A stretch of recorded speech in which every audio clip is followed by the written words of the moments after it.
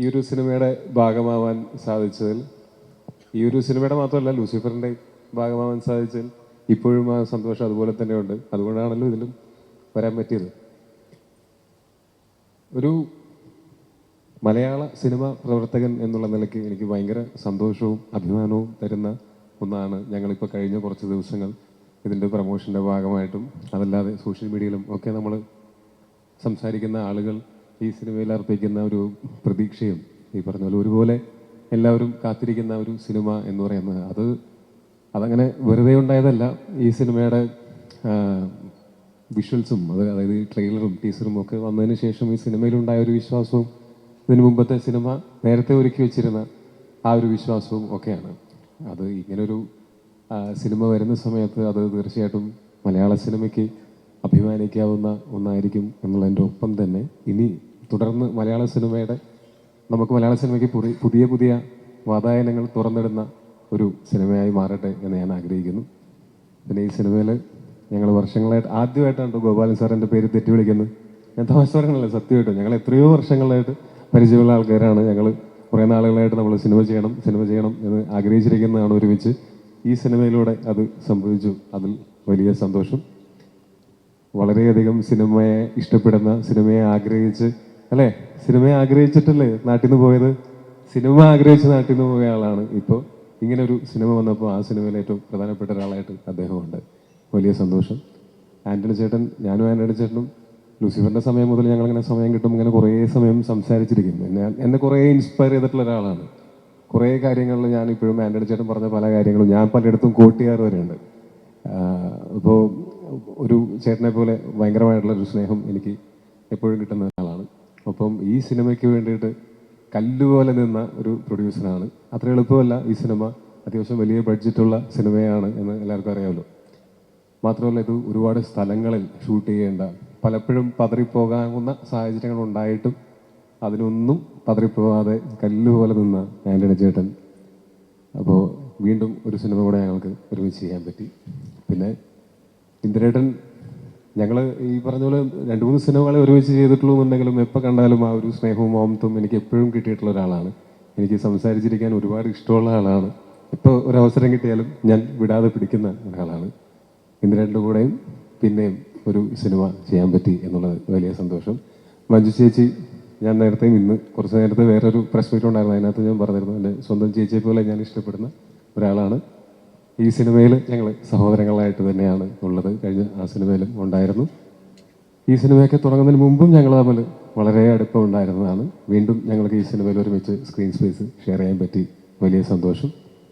പിന്നെ രാജുവേട്ടനെ പറ്റിയിട്ട് ഞാൻ പൊക്കി പറയുന്നതാണ് എന്ന് എല്ലാവരും പറയാൻ സാധ്യതയുണ്ട്. ഞാനിത് പലപ്പോഴും പറഞ്ഞിട്ടുള്ളതാണ്. പക്ഷേ എൻ്റെ കരിയറിലെ പല നിർണായക ഘട്ടങ്ങളിലും വളരെ പ്രധാനപ്പെട്ട ഒരു ഘട്ടത്തിലും ഒക്കെ എനിക്ക് എൻ്റെ കൂടെ നിന്നിട്ടുള്ള, എന്നെ ഒരുപാട് സഹായിച്ചിട്ടുള്ള ഒരാളാണ്.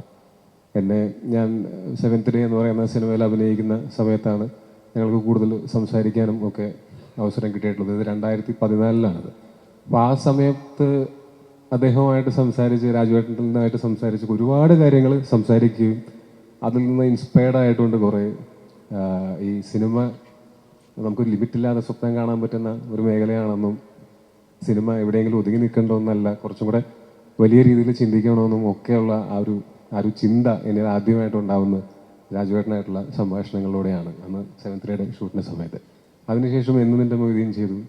ആ സമയത്തും സിനിമയുടെ റിലീസിൻ്റെ അന്ന് ഞാൻ രാജുവേട്ടന് മെസ്സേജ് അയച്ചു, ചേട്ടാ ഒരുപാട് സന്തോഷം, സിനിമയുടെ ഭാഗമായതിൽ ഭയങ്കര നല്ല റെസ്പോൺസാണ് സിനിമയ്ക്കും, എൻ്റെ പെർഫോമൻസും നല്ലതാണെന്ന് പറയുന്നുണ്ട്, സന്തോഷം. അപ്പോൾ പുള്ളി എൻ്റെ അടുത്ത് തിരിച്ചു പറഞ്ഞത്, നിനക്ക് ഇനി വരുന്നതൊക്കെ നായകവേഷങ്ങളായിരിക്കും, നന്നായിട്ട് ചെയ്യണം. അപ്പോൾ ഞാൻ പറഞ്ഞു, ചേട്ടാ ഞാൻ ചെയ്തതൊരു സപ്പോർട്ടിങ് ക്യാരക്ടറാണ് ഈ സിനിമയിൽ, അപ്പോൾ എനിക്ക് നല്ല സപ്പോർട്ടിങ് ക്യാരക്ടേഴ്സല്ലേ ഇനി തുടർന്ന് വരിക എന്ന് പറഞ്ഞു. അപ്പോൾ പുള്ളി നീ കണ്ടോ എന്ന് പറഞ്ഞിട്ട് അവിടെ നിന്ന് മുതൽ പിന്നീട് എനിക്ക് വന്നതിൽ ഒരു 90% എനിക്ക് വന്നിട്ടുള്ളത് ലീഡ് റോളുകളാണ്.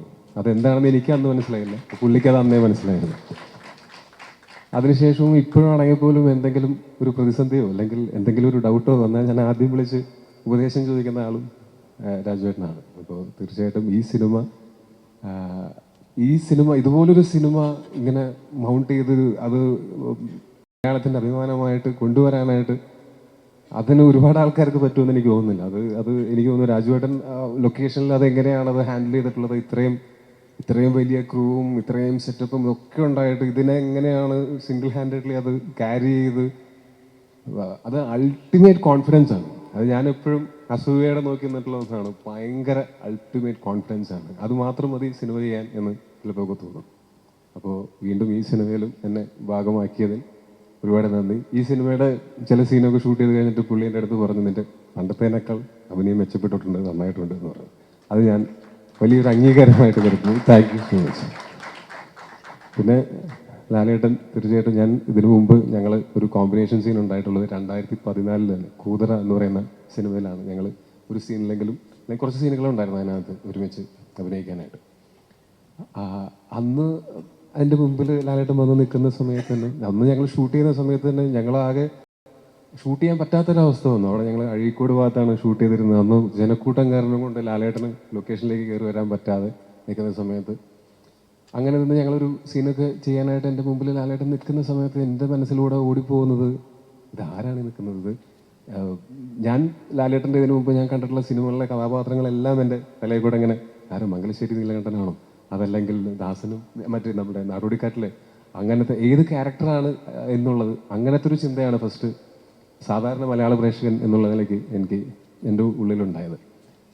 അവിടെ നിന്ന് ഇപ്പോൾ ഇത്രയും വർഷങ്ങൾക്ക് ശേഷം എനിക്ക് ലൂസിഫറിൽ അങ്ങനെ ഒരു കോമ്പിനേഷൻ സീൻ ഉണ്ടായിരുന്നില്ല. ഇപ്പോൾ എമ്പുരാനിൽ ഒരു കോമ്പിനേഷൻ സീൻ കിട്ടുന്നു.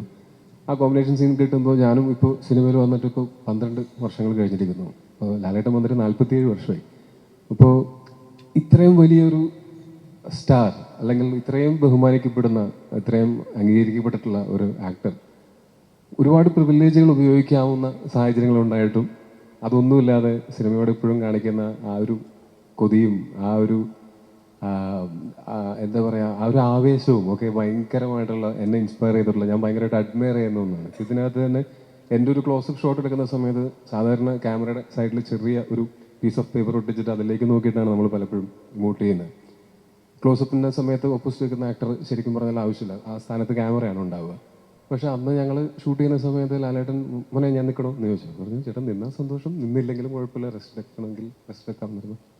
പുള്ളി ആ ലെൻസ് ഇവിടെ ആണെങ്കിൽ ലെൻസിൻ്റെ സൈഡിൽ തല കൊണ്ടുവന്ന് വെച്ച്, ഇനി ഞാൻ ഓപ്പോസിറ്റ് അഭിനയിക്കുന്ന സമയത്ത് എനിക്ക് ലാലേട്ടൻ്റെ മുഖത്ത് നോക്കിയിട്ടാണ് അഭിനയിക്കേണ്ടത്. ഞാനൊരു പേപ്പർ കഷ്ണത്തിൽ നോക്കിയിട്ടല്ല അഭിനയിക്കുന്നത്. അതിൻ്റെ ഗുണം ആ പെർഫോമൻസിലും ഉണ്ടായിട്ടുണ്ടാവും എന്ന് തന്നെയാണ് എനിക്ക് അതിൻ്റെ ഡബ്ബിങ്ങിന് വേണ്ടിയിട്ട് ഞാൻ ആ സീനൊക്കെ കണ്ടപ്പോൾ എനിക്ക് തോന്നിയത്. ഭയങ്കര സന്തോഷം തോന്നുന്നു അങ്ങനെ ലാലേട്ടൻ്റെ കൂടെ സ്ക്രീൻ സ്പേസ് ഷെയർ ചെയ്യാൻ പറ്റിയതിലും ഈ സിനിമയുടെ ഭാഗമാവാൻ പറ്റിയതിലും. ഇത് ഗംഭീര വിജയമായിരിക്കും എന്ന് ഞാൻ ഏകദേശം എൻ്റെ മനസ്സിൽ എനിക്ക് ഉറപ്പുണ്ട്. ഇനി അങ്ങനെ തന്നെ സംഭവിക്കട്ടെ എന്ന് ആഗ്രഹിക്കുന്നു. എല്ലാവരും കാത്തിരിക്കുന്ന പോലെ നാളെ രാവിലെ ഈ സിനിമ കാണാനായിട്ട് ഞാനും കാത്തിരിക്കുകയാണ്. Thank you so much.